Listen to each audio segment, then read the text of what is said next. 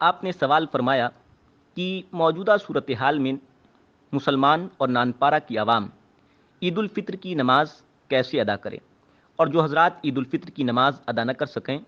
وہ کیا کریں۔ محترم، جواباً عرض یہ ہے کہ پورے ملک میں لاک ڈاؤن نافذ ہے، جس کی وجہ سے حکومت ہند کی جانب سے اس سال صرف 5 افراد کو ہی مسجد میں نماز عید کی ادائیگی کا حکم ملا ہے۔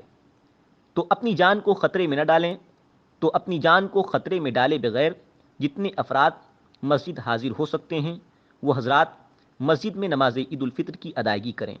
اور جو حضرات رہ جائیں نماز عید الفطر کی ادائیگی سے تو چونکہ وہ معذور ہیں شریعت کی نگاہ میں، تو ایسے لوگوں سے نماز عید الفطر معاف ہے۔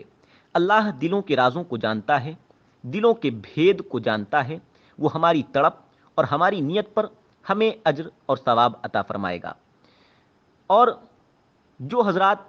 جن کی نماز عید فوت ہو گئی ہے تو ان کے لیے حدیث پاک میں حضرت عبداللہ ابن مسعود رضی اللہ تعالی عنہ سے روایت آئی ہے، وہ فرماتے ہیں کہ جس کی نماز عید فوت ہو گئی ہو وہ شخص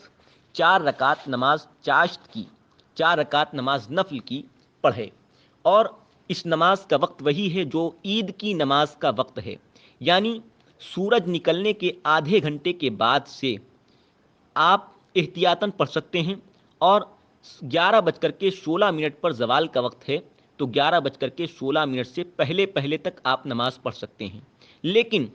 جب شہر میں عید کی نماز کسی مسجد میں ہو جائے اس کے بعد آپ یہ نماز پڑھیں۔ اس نماز کے پڑھنے کا طریقہ کوئی علیحدہ نہیں ہے، بلکہ وہی طریقہ ہے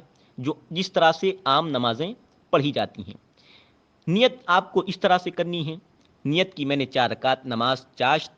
نفل کی واسطے اللہ تعالیٰ کے، منہ میرا کعبہ شریف کی طرف، اللہ اکبر نیت کریں۔ اس کے بعد آپ نیت باندھیں اور ثنا پڑھیں، اعوذ باللہ بسم اللہ پڑھیں، الحمد شریف پڑھیں، کوئی صورت ملائیں، رکوع و سجدہ کریں، پھر دوسری رکعت کے لیے آپ اٹھیں، الحمد شریف ملائیں، الحمد شریف پڑھیں اور کوئی صورت ملائیں، اور رکوع و سجدہ کریں، پھر بیٹھ جائیں اور التحیات پڑھیں۔ التحیات پڑھنے کے بعد آپ کھڑے ہو جائیں، اور جس طریقے سے آپ نے پہلی اور دوسری رکعت کی ادائیگی کی ہے اسی طریقے سے تیسری اور چوتھی رکعت کی ادائیگی کر کے سلام پھیر دیجئے۔ سلام پھیرنے کے بعد آپ تکبیر اللہ اکبر جو تسبیح فاطمہ کا ایک جز ہے یہ کہہ لیں تو ثواب بالائے ثواب ہو جائے گا، اجر 2 بالا ہو جائے گا۔ اس کے بعد آپ دعا کا ضرور اہتمام کریں کہ دعا اللہ کی اس ملک کی امن و امان اور سلامتی کے لیے دعا کریں۔ تو یہ طریقہ نماز عید الفطر کی جن کی چھوٹ جائے ان کے لیے ہے۔ دوسری بات، ایک بہت ضروری مسئلہ عرض کرنا چاہتا ہوں، وہ مسئلہ یہ ہے کہ بہت سے لوگ عید الفطر کی نماز گھر گھر قائم کرنے کا ارادہ رکھتے ہیں، تو ایسے لوگ یہ ارادہ تو چھوڑ دیں، اس وجہ سے کہ عید الفطر اور نماز جمعہ کے لیے کچھ شرطیں ہیں، جو شرطیں گھر گھر نماز جمعہ اور عید الفطر قائم کرنے کے لیے نہیں پائی جاتی ہیں موجودہ صورتحال میں۔ لہذا اگر آپ موجودہ صورتحال میں گھر گھر نماز عید الفطر اور جمعہ قائم کریں گے تو شریعت کے اصول نہیں پائے جائیں گے، جس کی بنیاد پر آپ کی نماز عید الفطر گھر میں نہیں ہوگی، اسی طریقے سے نماز جمعہ بھی گھر میں نہیں ہوگی۔ اگر کوئی شخص